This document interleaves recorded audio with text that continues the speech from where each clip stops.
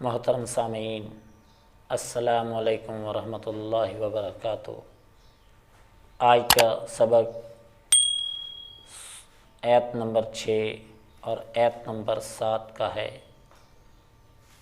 اعوذ باللہ من الشیطان الرجیم، بسم اللہ الرحمن الرحیم۔ ان الذين كفروا سواء عليهم انذرتهم ام لم تنذرهم لا يؤمنون ختم الله على قلوبهم وعلى سمعهم وعلى ابصارهم غشاوة ولهم عذاب عظيم صدق اللہ مولانا العظیم۔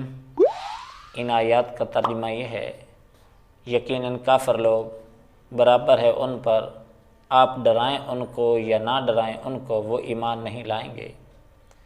مہر لگا دی اللہ تعالیٰ نے ان کے دلوں پر اور ان کے کانوں پر اور ان کی آنکھوں پر پردہ ہے، اور ان کے لیے بہت بڑا عذاب ہے۔ حق تعالیٰ شان فرماتے ہیں کہ کافروں کے لیے برابر ہے، آپ ان کو ڈرائیں یا نہ ڈرائیں وہ ایمان نہیں لائیں گے۔ سوال یہ پیدا ہوتا ہے کہ جب وہ ایمان نہیں لائیں گے، ڈرانا یا نہ ڈرانا دونوں برابر ہیں، تو پھر ڈرانے کا فائدہ کیا؟ یہ تو ایک فضول کام ہو گیا، اس کا کوئی فائدہ ہی نہیں ہے۔ تو اس کا جواب یہ ہے کہ ڈرانا یا نہ ڈرانا ان کے حق میں برابر ہے، نبی کے حق میں برابر نہیں ہے۔ نبی ڈرائیں گے تو ان کی تبلیغ والی جو ڈیوٹی ہے، ان کی وہ ڈیوٹی، ان کا فرض ادا ہو جائے گا۔ اللہ کی طرف سے جو ذمہ داری وحی کی نازل ہوئی ہے، وہ وحی والی ذمہ داری پوری ہو جائے گی، وہ ادا ہو جائے گی۔ ان کے لیے برابر ہونے کا مطلب یہ ہے کہ انہوں نے اپنے اندر طلب کو پیدا نہیں کیا، اور ان کے لیے کفر کے اوپر موت کا آنا ان کی ہٹ دھرمی کی وجہ سے مقرر ہو چکا، اور وہ دولت ایمان سے ہمیشہ کے لیے محروم رہیں گے، جیسے ابو لہب، ابو جہل وغیرہ۔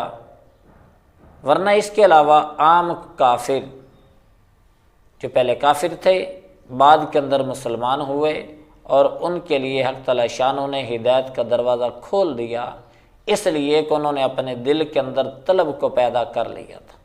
جن لوگوں نے اپنے دل کے اندر طلب کو پیدا نہیں کیا، ان پر برابر ہے، یعنی ان کو کسی قسم کا کوئی فائدہ نہیں ملے گا، اور وہ ایمان کو قبول نہیں کریں گے۔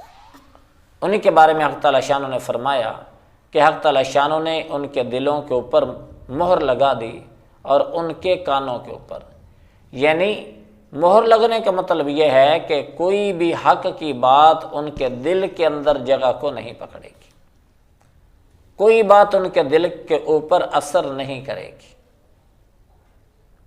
جیسا کہ کہہ دیا جاتا ہے کہ وہ ایک کان سے بات کو سنتے ہیں، دوسرے کان سے نکال دیتے، تو ان کا حال یہی ہے۔ اور ان کی آنکھوں کے اوپر پردہ ہے، یعنی اپنی آنکھوں سے معجزات کو دیکھ رہے۔ نبی کریم صلی اللہ علیہ وسلم کے بہت سارے معجزات ان لوگوں نے اپنی آنکھوں سے دیکھے۔ چاند کے 2 ٹکڑے ہوتے دیکھا، کنکر ہاتھ کے اندر بولتے دیکھے، ایسے ہی دوسرے معجزات۔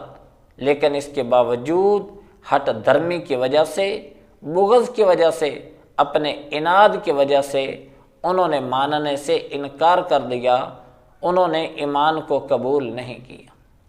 یہ دنیا کے اندر ان کی حالت، جیسا کہ حدیث پاک میں آتا ہے کہ جب آدمی ایک گناہ کرتا ہے تو اس کے دل کے اوپر سیاہ دھبا لگ جاتا، دوسرا گناہ کرے گا تو ایک نقطہ اور لگ جائے گا، تیسرا گناہ کرے گا تو نقطہ اور لگ جائے گا، حتیٰ کہ وہ نقطے بڑھتے بڑھتے بڑھتے دل سارا کا سارا سیاہ ہو جاتا ہے۔ اگر تو توبہ کر لے تو دل دھل جاتا ہے، صاف ہو جاتا ہے، اور اگر توبہ نہ کرے تو توبہ نہ کرنے کی وجہ سے جب دل سیاہ ہو گیا تو پھر اس کے سامنے ہدایت کی بات رکھو، نیکی کی بات رکھو، تو اس کے اوپر وہ ہدایت، وہ نیکی اثر ہی نہیں کرتی۔ اور ان لوگوں کے لیے حق تعالیٰ شانوں نے آخرت کے اندر بہت بڑا عذاب تیار کر رکھا ہے۔ یعنی دنیا کے اندر تو ان کو مہلت مل گئی، لیکن آخرت کے اندر ان کو کسی قسم کی مہلت نہیں ملے گی۔ دنیا کے بارے میں اللہ تعالیٰ شانہ نے فرمایا اپنے پیارے حبیب سے، فَمَهِّلِ الْكَافِرِينَ أَمْهِلْهُمْ رُوَيْدًا، اے پیارے حبیب آپ ان کافروں کو تھوڑی سی مہلت دے دیں، میں نے بھی ان کو تھوڑی سی مہلت دے رکھی۔ ایک دن ان کی آنکھیں بند ہوں گی، آخرت کا منظر ان کے سامنے ہوگا، پھر ان کو یقین آ جائے گا کہ پاک پیغمبر صلی اللہ علیہ وسلم جو باتیں فرمایا کرتے تھے وہ بالکل سچ تھیں، وہ حق تھیں، ہم ہی نادان تھے جنہوں نے سمجھنے کی کوشش نہیں کی۔ حق تعالیٰ شانو قرآن کریم کو سمجھ کر اس پر عمل کرنے کی توفیق عطا فرمائے۔